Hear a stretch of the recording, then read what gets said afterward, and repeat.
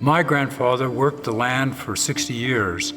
As grandchildren, we spent many hours helping with the farm, pruning the orchards, harvesting the fruit, irrigating the land, mowing the grass, and herding the cows. As such, the land became part of us. It became who we are.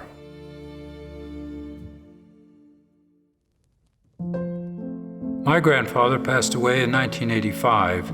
3 years later, when I finished medical school, we were looking for a place where we could raise our family. My mother encouraged me to consider purchase of the farm and living here. After a lot of thought, we elected to bring our family here. The farm, though, unfortunately, was in severe disrepair. The orchards were aged, many of the trees were dead. The buildings needed to be replaced. The home was old. We struggled with what we should do.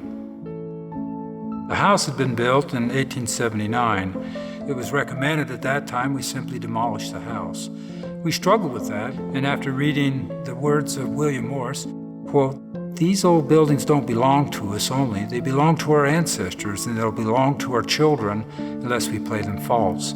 They are not ours in any sense to do as we would like with them. We are only trustees for those who come after." Those words resonated with us, and with that thought, we remodeled the house. We took this 100-year-old structure, we did all the modern improvements that needed to be done, and kept it aesthetically as it would appear back 100 years prior. As the farm fell under my stewardship, it became a challenge to try to figure out how to make it economically viable. We started with some hay, a few cows, but it needed a barn. They were demolishing a barn for a subdivision in Orem. I found where I could move it, and we brought it to our place. After a while, with the hay barn established, individuals asked if they could have their wedding here. We found that that was of interest to others, and as such, we improved the looks of it from more of a rough hay barn to more of a Victorian style with siding and shutters. As the wedding business increased, I elected to bring another building to the farm. This was the railroad building out at Toplift. It was where the railroad spur ended and where the mine business was conducted. Toplift had been abandoned in 1937 as the mine had closed down, and they'd moved the building into Lehigh. I liked the looks of it, so with some help I brought in that building onto the farm. We've improved that building also in the Victorian style with gingerbread ornamentation, siding, and shutters.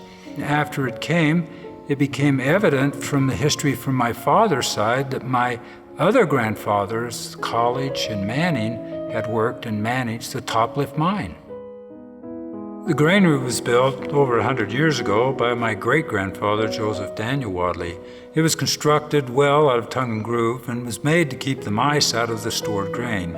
We fixed it up in a Victorian style, also with the shutters, the siding, and the gingerbread ornamentation, and used it as the groom's room.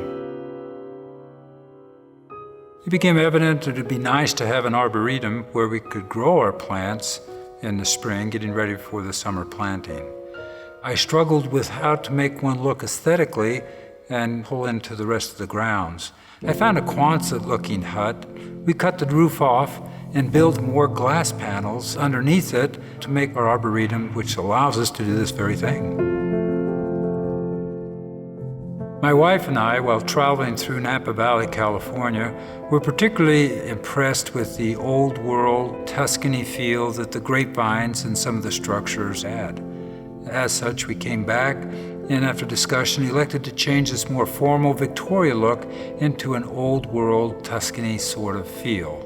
But the question is, how do you do that? For the hay barn, what we did was cut open the second floor. We took large timbers and beamed those timber structures to give it that sort of old-world feel. We put balusters with a belly roll that gives us that soft flow. By opening up the second floor, it allowed visitors to look and observe the proceedings down below. On the exterior, we put Tuscan stone, lots of beams, and lots of iron structures. We wanted to make the railroad building so it was more accessible to the formal gardens. We cut into the railroad building 7 major double doors, which when all are opened, allows for not only the air and the breeze to come in, but it gives you this feeling that the building is an extension of the gardens. We took again the siding off and the shutters and beamed it with stucco along with stain. We put in a new porch that was all stone and took away from the wood feel of the porch. We engineered and designed a fireplace to sit at the end and beamed the ceiling with lots of steel and iron and 3 large chandeliers descending from the ceiling.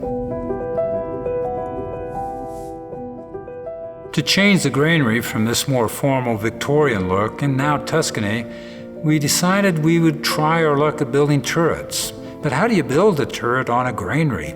Well, this is where we got the idea of using a steel tank, putting it on end, surrounding it with indigenous rock from the farm that we had harvested, and then on top putting a roof made out of slate. The turrets presented an interesting challenge for both the glass and for the doors. It's a round structure, so we had to design and engineer our doors so that they look round, kind of like a boat. We did that with steel, cutting them on angles, and then putting our steel hinges so it all fit aesthetically. So we found 4 things resonated with Old World. Number 1 was lots of rock, real stone, not cultured stone. Number 2, lots of iron, lots of steel structures.